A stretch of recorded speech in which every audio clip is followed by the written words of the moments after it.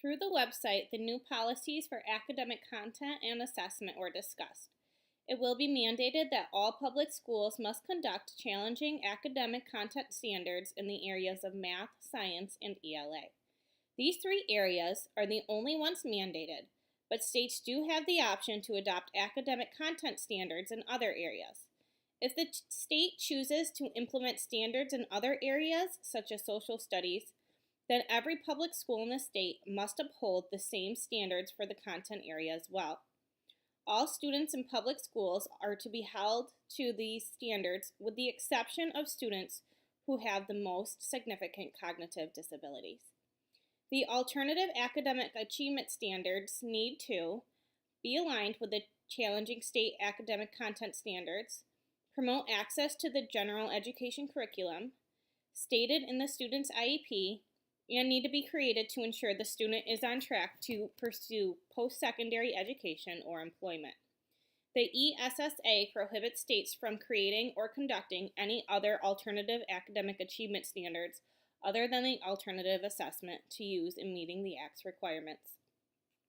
Schools will implement high-quality assessments in content areas as follows. Math will be assessed in each grade from 3rd to 8th, and additionally one more time between 9th and 12th grade. Reading or English language arts will be assessed the same as math, in each grade from 3rd to 8th, and additionally one more time between 9th and 12th grade. Science will be assessed at least once between 3rd and 5th, again through 6th and 9th, and once more through 10th and 12th.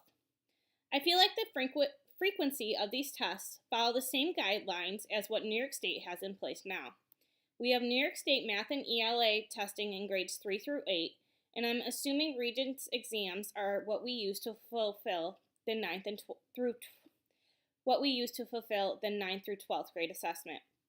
We also conduct a New York State science exam in 4th and 8th grade, and I'm assuming a Regents exam in high school is used to fulfill the last requirement as well.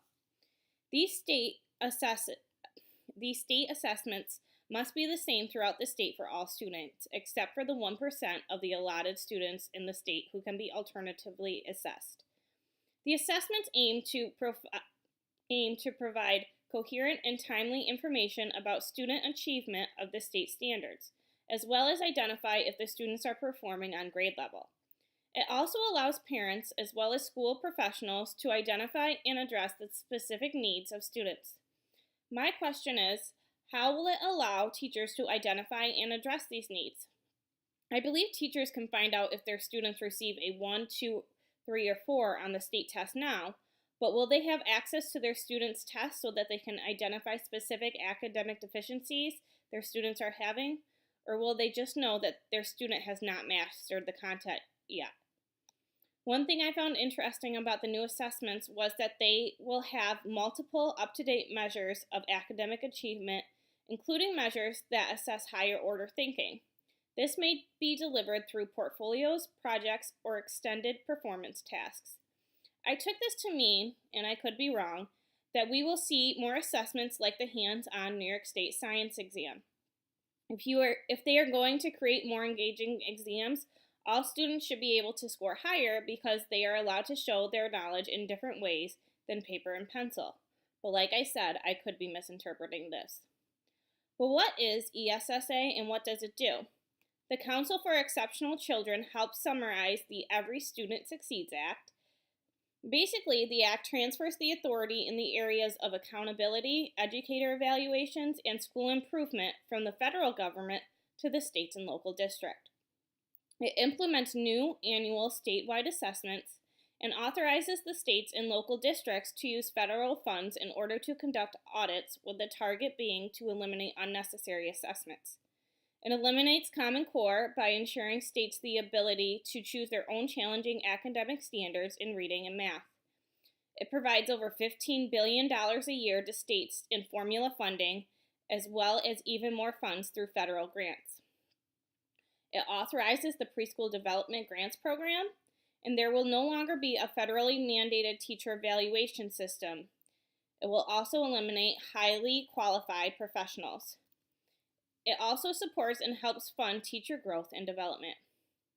It adds a Pay for Success initiative that is defined as a performance-based grant contract or cooperative agreement awarded by a public entity in which a commitment is made to pay for improved outcomes that result in social benefit and direct cost savings or cost avoidance to the public sector.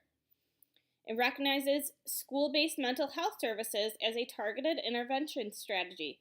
This is something I back 100% because I see the effects of this program daily in the current school that I'm working at. It also authorizes significant investment in efforts to improve school climate, safety, collaboration, and anti-bullying strategies. Special education students will be ensured access to the Gen Ed curriculum, accommodations, and assessments, evidence-based interventions. ESSA also ensures the concepts of universal design learning, which is beneficial to all students, including special ed. ESSA actually defines universal design for learning for the first time ever. It states that it means a scientifically valid framework for guiding educational practice that A, provides flexibility in the ways information is presented, in the way students respond or demonstrate knowledge and skills, and in the way students are engaged. And B, it reduces barriers in instruction, provides appropriate accommodations, supports and challenges, and maintains high achievement expectations for all students, including students with disabilities and students who are limited English proficient. It encourages states to design assessments using the principles of UDL and awards grants to agencies who are using UDL and adopting their technology to align with UDL. Universal design learning supports better teaching and learning, and it also sets high expectations for all students, including those with disabilities. I really feel that ESSE is on the right track, and I mean, if it's not, I'm sure it will be changed anyways in 4 years like everything else has been. Teachers today just need to stick with it and do what our government wants us to do and teach the best that we can through these regulations.